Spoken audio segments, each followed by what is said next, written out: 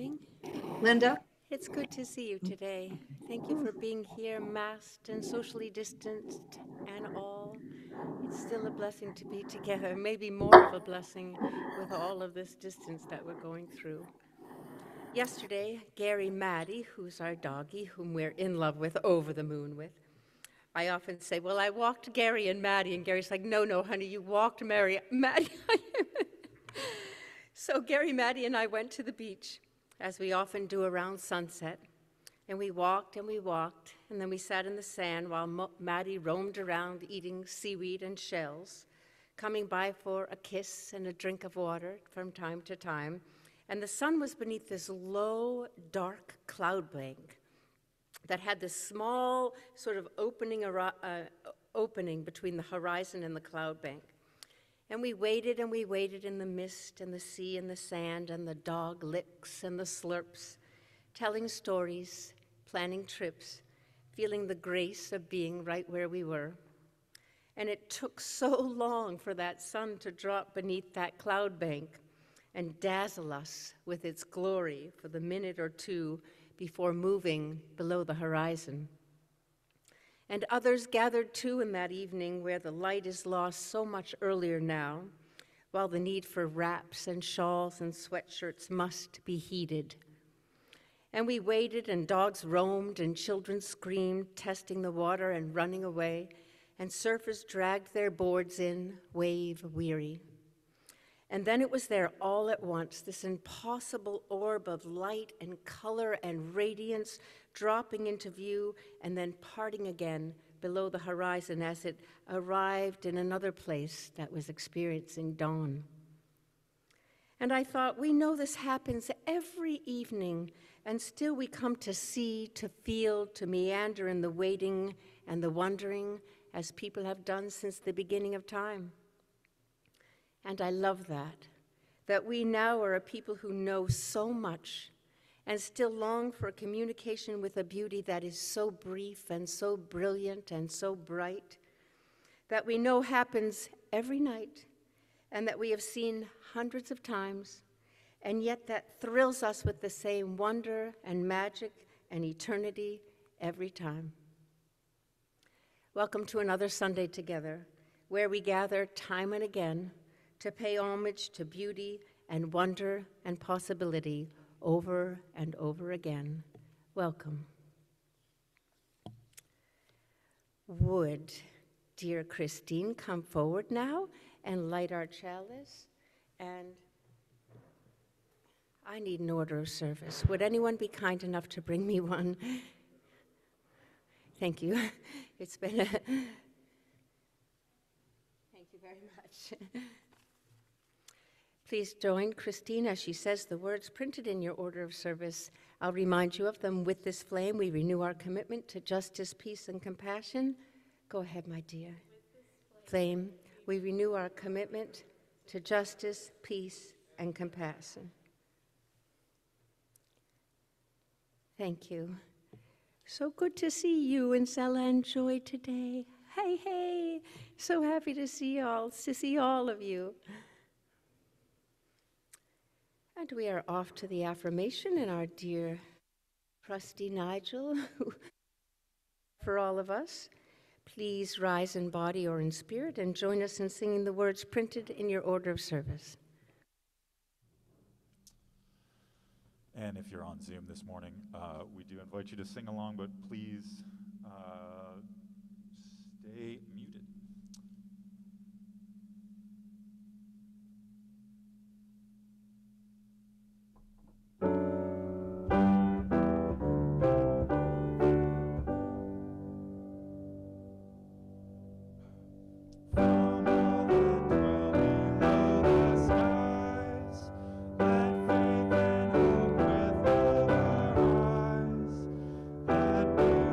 Truth and good be sung.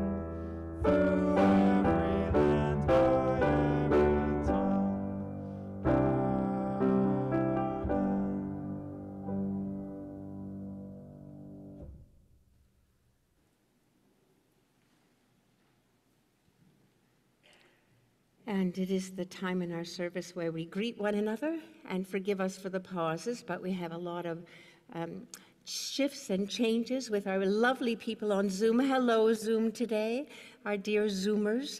And we take time to shift and rearrange our sound mechanisms so that everyone can hear and be heard.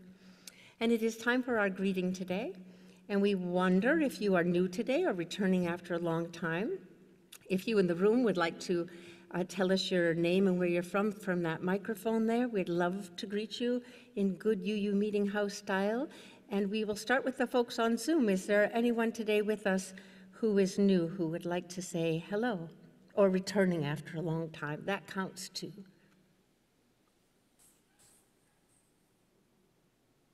Nope, I think we have the diehards here, Linda. All right, then. Anyone here in the room, you can, if you're not comfortable coming to the mic, you could just stand up and also let us know your name and where you're from. And I'll repeat it so that everyone can hear it on Zoom. All good? All right, off you go. Sally Pearson. 70s Nantucket summer people, Lived across the street from the Geralds in the 70s on Nantucket. and we're married here 30 years ago. By Ted Anderson, married here 30 years ago. Yay! Yay, Ted.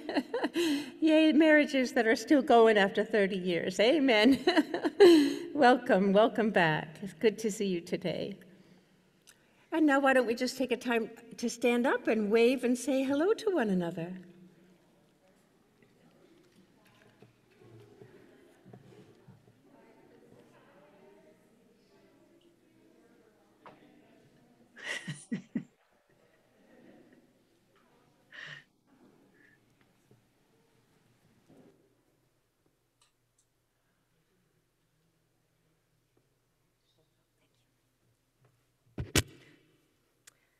And it is time for our first hymn, number 128, For All That Is Our Life. It's in the gray hymnal. If you would like to stand or remain seated as you wish, and we will join Nigel and the choir in singing this piece.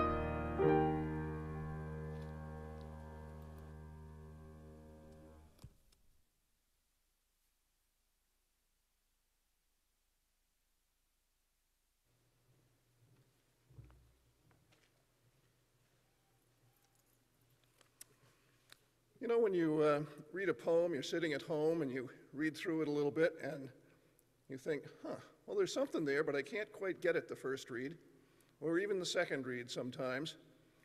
But on the third or fourth, you might actually get the drift of what the poet is trying to say. I'm going to read you a couple of lines from the center of this poem because it really helped me to understand the whole thing. As elephants parade, holding each elephant's tail, but if one wanders, the circus won't find the park. So let's just see what William Stafford wanted to tell us here. If you don't know the kind of person I am, and I don't know the kind of person you are, a pattern that others made will prevail in the world. And following the wrong God home, we may miss our star. For there is many a small betrayal in the mind, a shrug that lets the fragile sequence break, sending with shouts the horrible errors of childhood, storming out to play through the broken dike. And as elephants parade, holding each elephant's tail, but if one wanders, the circus won't find the park. I call it cruel, and maybe the root of all cruelty, to know what occurs but not recognize this fact. And so I appeal to a voice, to something shadowy, a remote, important region in all who talk. Though we could fool each other, we should consider lest the parade of our mutual life get lost in the dark. For it is important that awake people be awake, or a breaking line may discourage them back to sleep. The signals we give, yes or no or maybe, should be clear. The darkness around us is deep.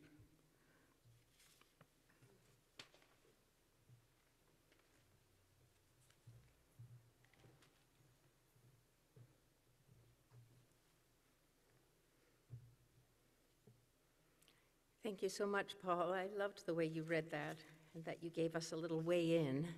Thank you so much. The darkness around us is deep. Thank you for reading that so beautifully. Please join me now for a moment of meditation and reflection. To start by taking a nice deep breath and arriving in this moment, in this gorgeous sanctuary, with this light and this breeze and this history of people gathering since 1809 to bring some hope and joy and beauty to themselves and the world around them. This is an adaptation of a prayer by Gretchen Haley. Let's not go building new walls around our hearts. We have enough already that keep us from each other, enough that keeps us from ourselves and the knowing of all that we have done and all that has been done to us, and for us, the losses we sustained, the love we avoided, the life we held too tight. For this hour, we practice showing up with a willingness to see, to be seen, to remember ourselves whole and still becoming better, to believe it is okay not to be okay, that we are loved even when we feel unlovable, that we belong, even when the ground comes out from under us, to be for each other a surprising generosity, a surprising generosity, a sudden sweetness, a sign of hope, the start of a new day. Together, we can be this brave. Amen. It is the time in our service where we share our joys and concerns, our griefs and our gratitudes with each other as our sacred community. If you have anything you would like to share, easiest is to come up to the mic. Well, that is if the mic isn't humming today. And or stand up in your place and speak slowly enough so that I can repeat you so that everyone in the room and the Zoomers can hear as well. Please join me for a moment of silence.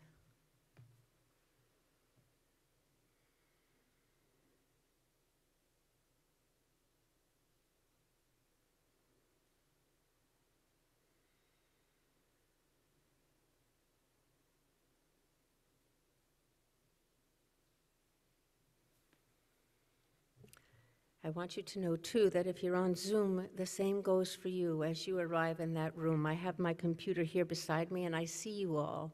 And as you slowly arrive, each one of you is the same for me. You are here with us all. I just want you to know that. And for the joys not shared today, but so present in our lives, we ask they grow more joyful and bright because held here together. And for the sorrows I know we all carry, I ask that they grow lighter to carry because carried here in this sacred circle. Amen. For our next hymn, 1059, please remain seated and allow this hymn to bring you some peace.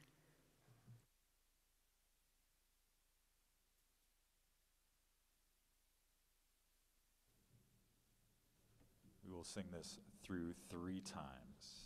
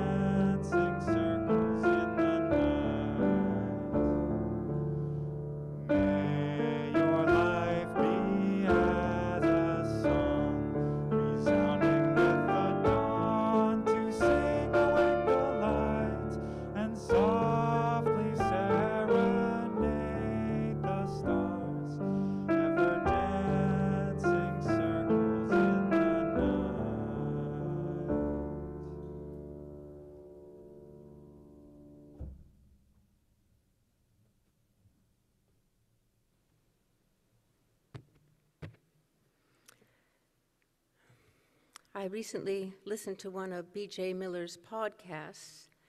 I love them so. I don't know if you remember B.J. Miller. He spoke to us, if you were here in the winter, over Zoom. He is a palliative care physician at the University of California, San Francisco Cancer Center and the co-author with Shoshana Berger of a new book, A Beginner's Guide to the End, Practical Advice for Living Life and Facing Death. BJ comes to his knowledge authentically.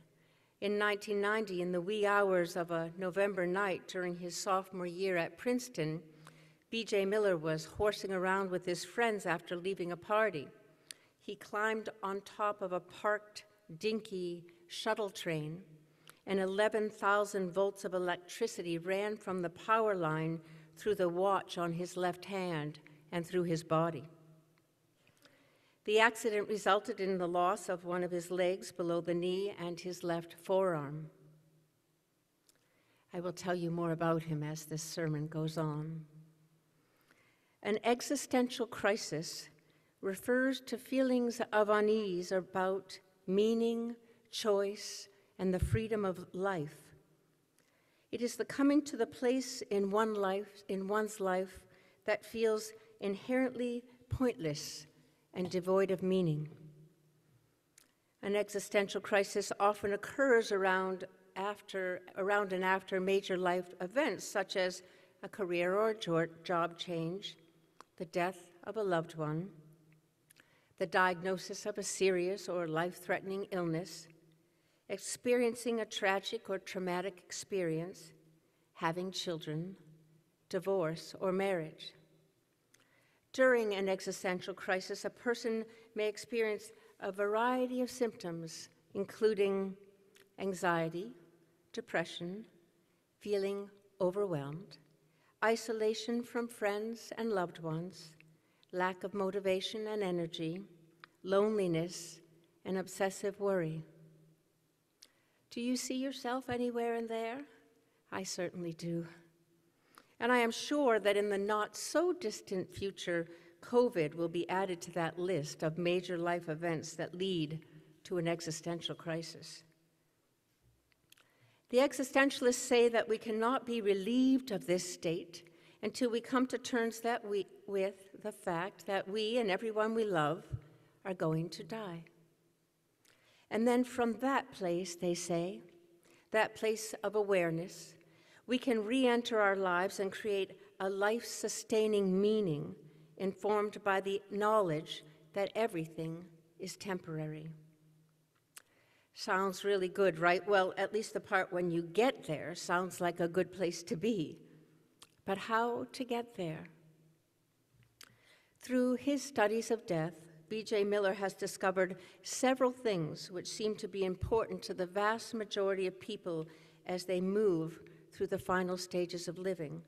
And I imagine these are useful no matter what stage of living we are in. These include finding comfort and avoiding unnecessary suffering, feeling unburdened, feelings of peace, a connection to the spiritual, a sense of wonderment. When I read this list, I think it's not only the final stages of life that we need all of those things. This seems as good as any of a roadmap for discovering a meaning that is not contingent on living forever or living in a certain way until we die in our sleep at 90 years old, lying down after completing everything that we love to do, strong and clear-minded and whole. So let's take them one at a time. Finding comfort and avoiding unnecessary suffering. B.J. defines unnecessary suffering itself as the gap between reality and our perception of what we wish reality to be. The gap between reality and our perception of what we wish reality to be. Ah, that gap, huh? We know it well. How much time do you spend there, wishing for an other outcome than the one that you are part of today? It is a black hole and one that can consume a life.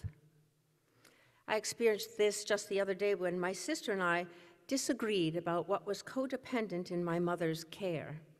I was really adamant, and so was she.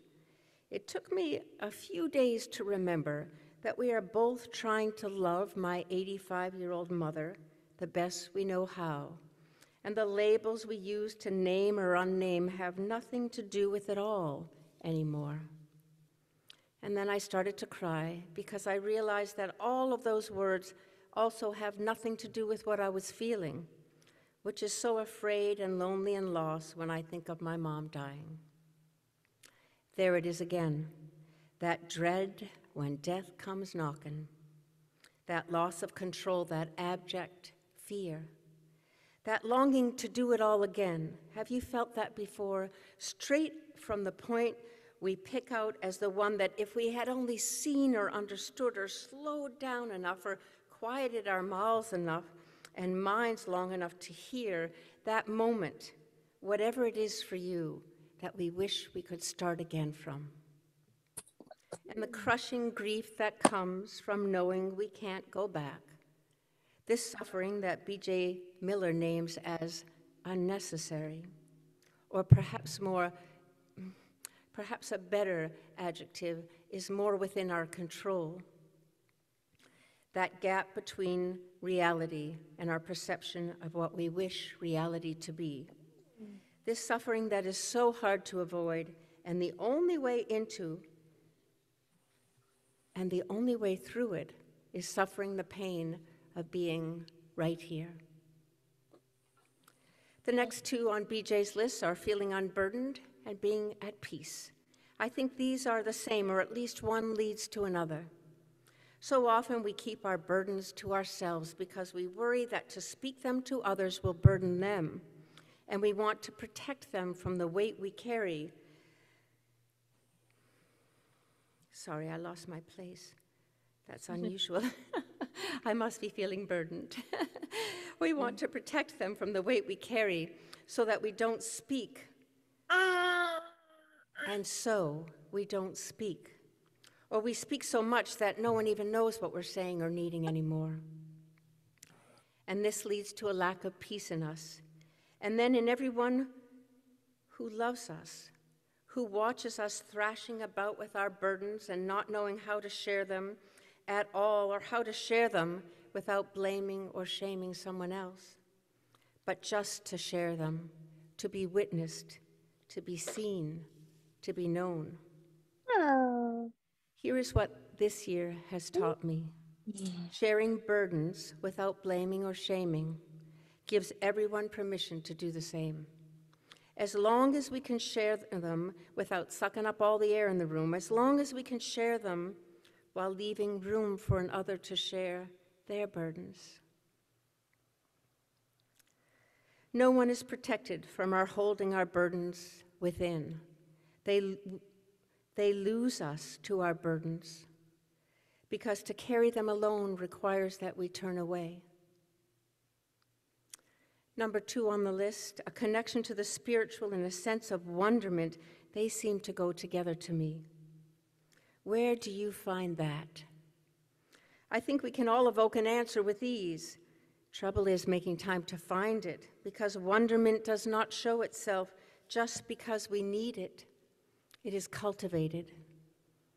I know that being at the beach at sunset with Gary and Maddie, lying in the sand as we do, Maddie beside us, content and love, Gary and I beside each other, content and love, that fills me with wonderment, but only when I am prepared to receive it.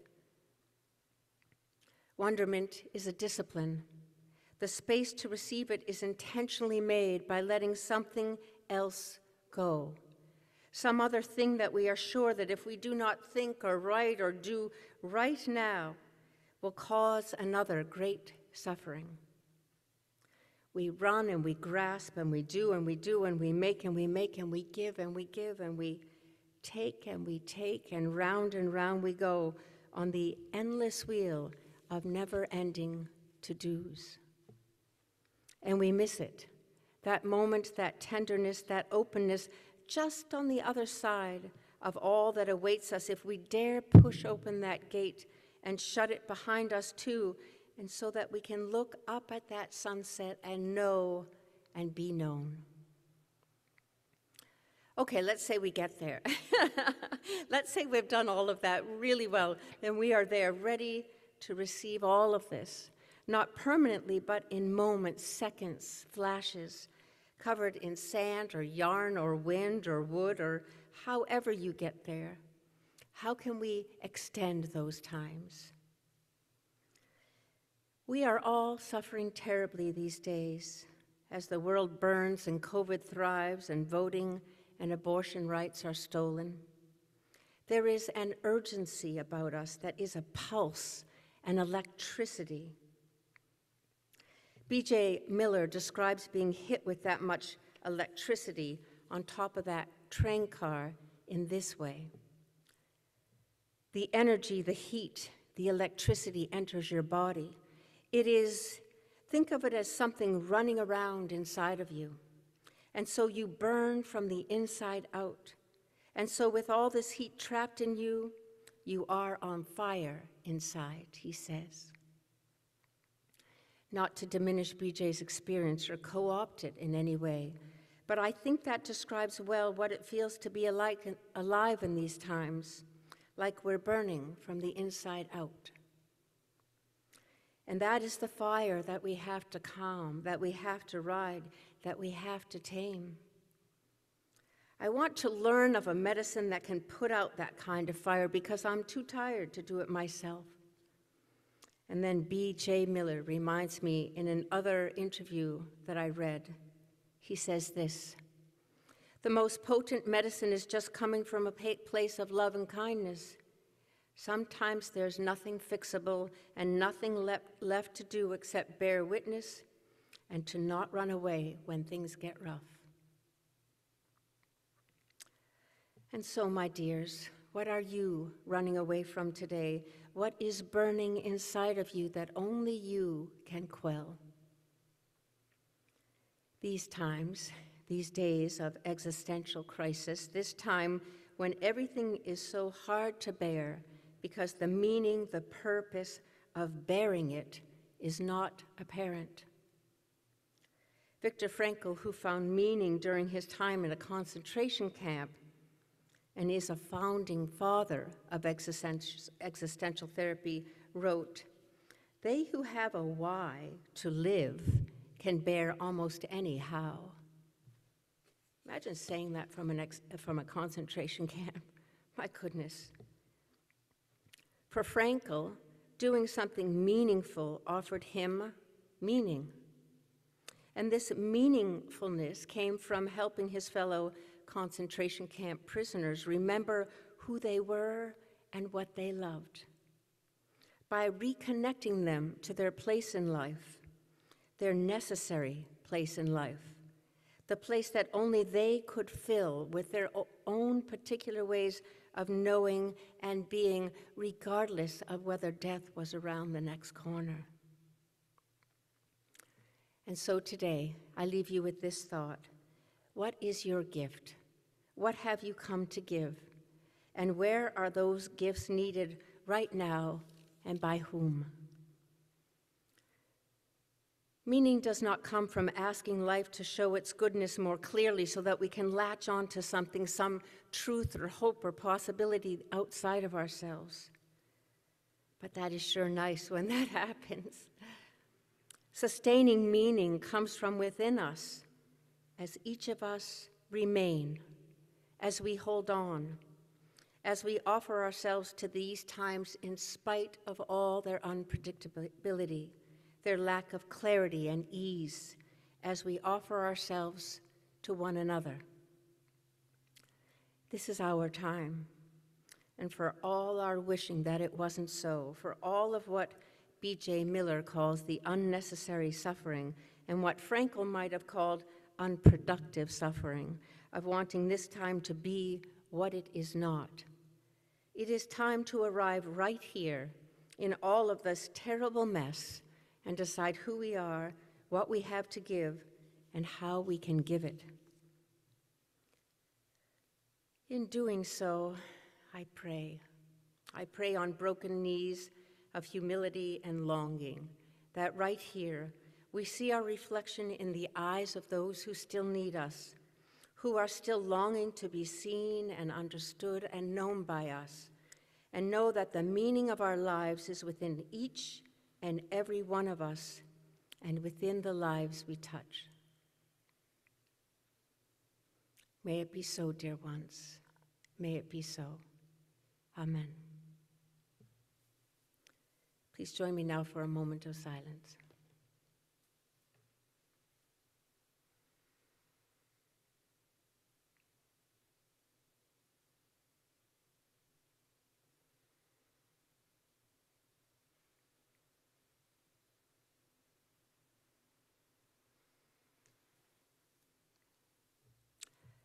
It is my honor to do the call to offering. And as I look at us here in our little engine that could, chugging and chugging uphill, and with fewer of us coming along to Sunday services and with despair growing at times among us, I think the meaning that this place offers us and so many others. We are working to help Afghan refugees. We are working to open something called the warming place for people who are homeless.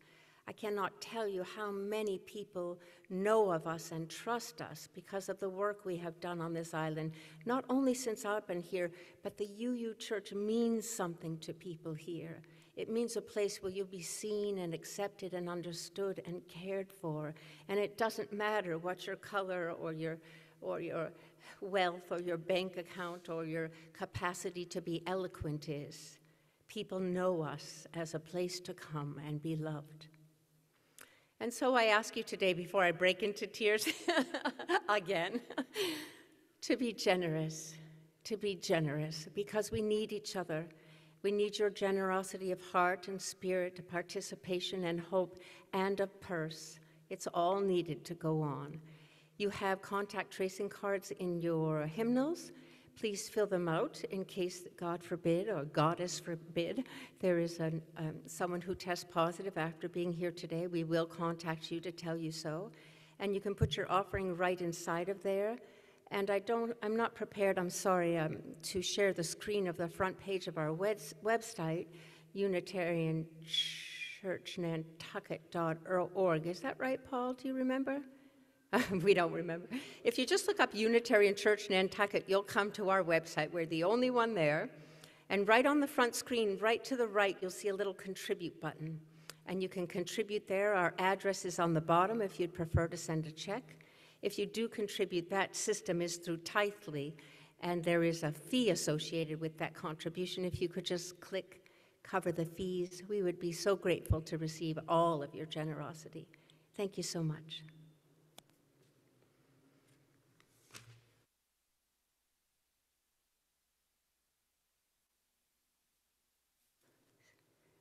Our last hymn is what I call our theme song, Blue Boat Home, 1064. Please rise or remain seated if you wish, of course, and sing this knowing that we are our blue boat home. We actually have an offering first before the last We have an offering for us because that's the right thing to do. And I'm going to sit down and shut up. This is a short offering called Deep Peace. This was recorded this week by the Virtual Meeting House Choir. Please enjoy. And I do have a small caveat for the folks on Zoom. There will be a slight lag in between the video and audio. We apologize for that, but we have not found a way to make it work correctly in both the live room and the virtual setting. So enjoy Deep Peace.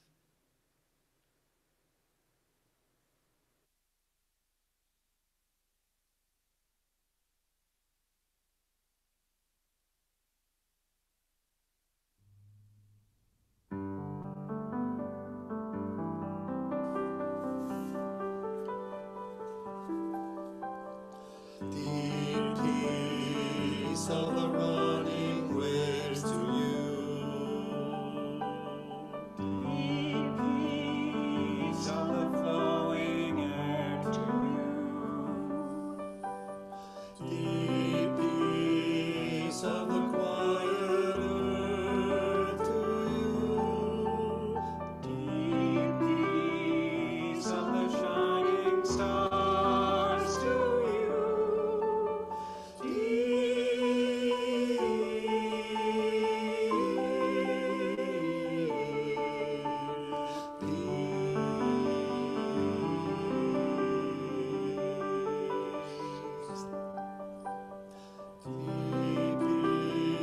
Peace of the early spring to you. Deep peace of the budding flowers to you. Deep peace of the warming sun to you. Deep peace of the life to come to you. Deep peace of the autumn rain. Deep peace of the harvest rain. Deep peace of the winter night. Deep peace of the fading light. Deep peace when my life is done.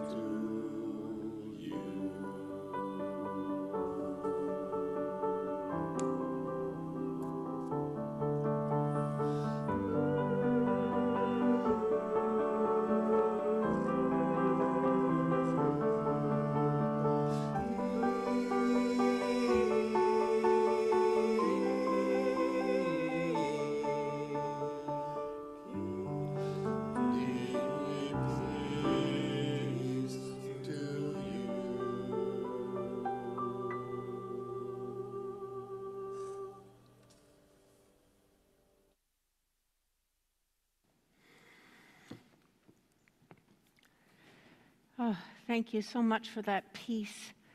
Before we do Blue Boat Home, I wanted you to know that on Zoom, Sarah Ditmars put in the chat that her baby Nathaniel had previously been diagnosed with a heart murmur, and she thought she would have to go to off island to get it assessed. And this week on Thursday, it's no longer there, so amen. We're so happy, Sarah. Bless you all. And now we have our beautiful Blue Boat Home, right, Nigel? What number is it? I don't have my order of service. Good, 1064. Please rise in body or in spirit and sing this from your heart and soul, and let it heal you as you offer it to everyone around you.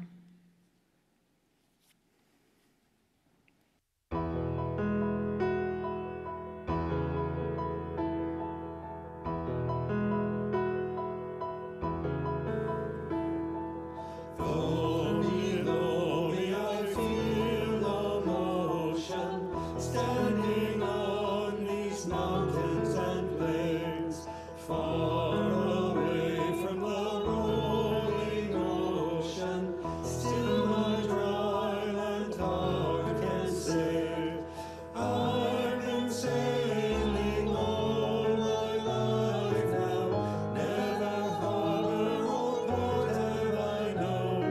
The wide universe is the ocean I travel, and the earth is my blue boat home.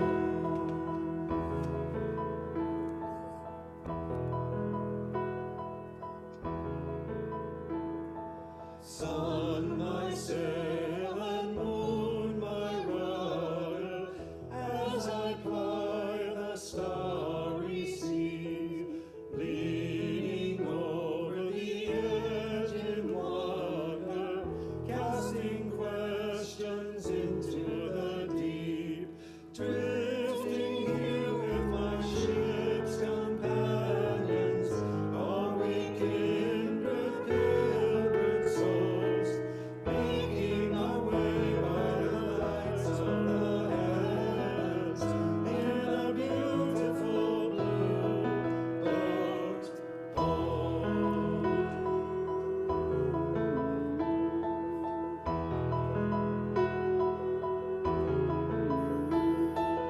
I give thanks to the waves upholding me, and the great winds urging me on. Breathe the infinite seas before me, sing the sky my sailor's song. I was born upon the fathoms, never harbor or port have I known. The wide universe is the ocean I travel, and the earth is my blue boat home.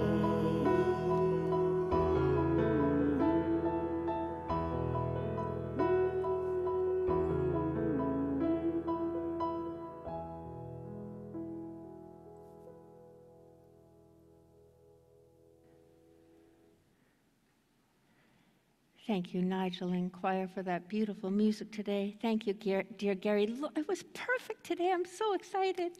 Yay! Great job. Thank you so much. You're doing great, Gary. Bless you all, my dears. Bless you. Don't ever forget that you are full of possibility and meaning, that it resides next to you, around you, and within you. If you ever forget, you just give me a call and I'll remind you. I love you all so much. Let some of that love enter you today and bring you hope and joy. Amen. Christine, I didn't forget the chalice extinguishing, which I always do. Forgot the offertory, but kept the chalice extinguishing. Please, my dear, I'll remind you of the words that we speak. Carry the flame of peace and hope until we meet again. Please join Christine. Flame of peace and hope until we meet again.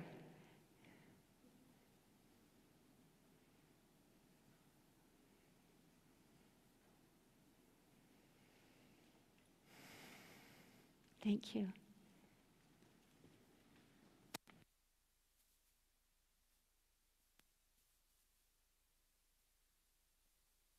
And the postlude today is my arrangement of a lovely little song by Beyonce called Love on Top.